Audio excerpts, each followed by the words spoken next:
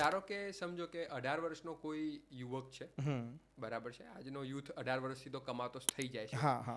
Generally ITI કર્યા પછી મેં જોયા છે ઘણા છોકરાઓને કે જે લોકો તરત જ સારા સેલરી પેકેજ પર હોય છે, પણ ફાઇનાન્શિયલ નોલેજ ન હોવાને કારણે એ લોકો એ પૈસાને તરત જ ઈએમઆઈના ઇન્સ્ટોલમેન્ટ તરીકે વાપરવાનું શરૂઆત કરી દે છે, બરાબર છે. અને એમનો સેલરી 10-15 હજાર હોય અને એમના એક્સપેન્સ એ 50-60 હજાર રૂપિયાના હોય. એમ મતલબ મોબાઈલ લાવશે, મોબાઈલ પણ જેવો તેવો નહીં ચાલે, સાથે સાથે બુલેટ લાવશે એટલે કે બાઇક લાવશે, એ પણ જેવું તેવું નહીં ચાલે. અને આ બધા એમના ડ્રીમ, કારણ કે ડ્રીમર્સ છે બધા, જોયું છે, ઇન્સ્ટાગ્રામનો જમાનો છે, ત્યારે એવા રોંગ ડિસિઝન લઈ લેતા હોય છે, રાઈટ. તો એ વ્યક્તિ માટે એ 18 વર્ષનો કે જેને પહેલું કમાવાની સ્ટાર્ટ જ કર્યું છે, બરાબર છે, તો એના માટે શું કહેશો એમ? જુઓ સાહેબ, આમાં કે ને એક તમારી જરૂરિયાત છે, સમજો. ઓકે, બાઇક લાવવું એ જરૂરિયાત છે, પણ બાઇક બુલેટ જ લાવવું એ જરૂરિયાત નથી એમ. બરોબર. એવી જ રીતે મોબાઈલ એ જરૂરિયાત છે આજના જમાનામાં. આપણને આઈફોન લાવવો એ જરૂરી નથી, એટલીસ્ટ ઇનિશિયલ લેવલે તો નથી જ. બરોબર.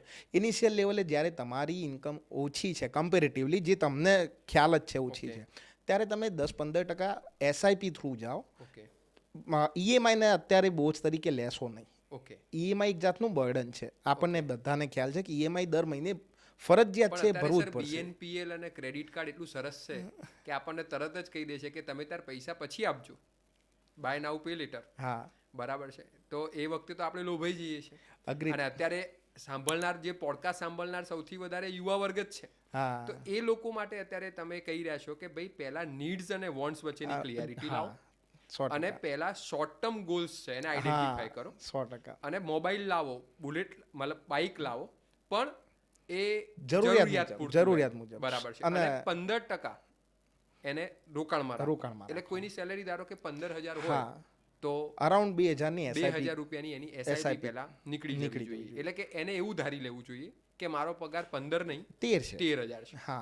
તમને લાગ્યું હોય કે આજની વાતમાં મારી જ કોઈક વાત થતી હતી, તમને લાગ્યું હોય કે આજે મને કંઈક એવું સાંભળવા મળ્યું કે જે મારી કન્ફ્યુઝન દૂર કરીને મને ક્લિયરિટી આપી, તમને એવું કંઈ લાગ્યું હોય કે આજે કંઈક એવું જાણવા મળ્યું કે જેની જરૂર ખરેખર મને 2-4 વર્ષ પહેલાં હતી, તો દોસ્તો તમને લાગે કે તમારા ઘર પરિવારમાં આ વાત મને જેટલી લેટ ખબર પડી એવી બીજા સાથે ના થાય, તો તમારા ઘર પરિવારમાં, તમારા સર્કલમાં, તમે જ્યાં કરી શકો ત્યાં એવા 2-5 વ્યક્તિને આ વિડીયો શેર કરજો.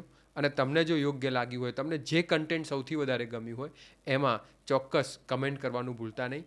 દોસ્તો, તમારી કોમેન્ટ્સ અને તમારું શેરિંગ પાવર એ જ મારો રિયલ કોન્ફિડન્સ છે.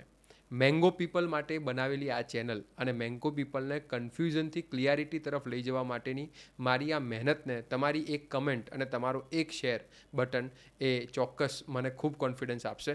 આશા રાખું છું કે તમને આજના પોડકાસ્ટમાં મજા આવી હોય. Thank you.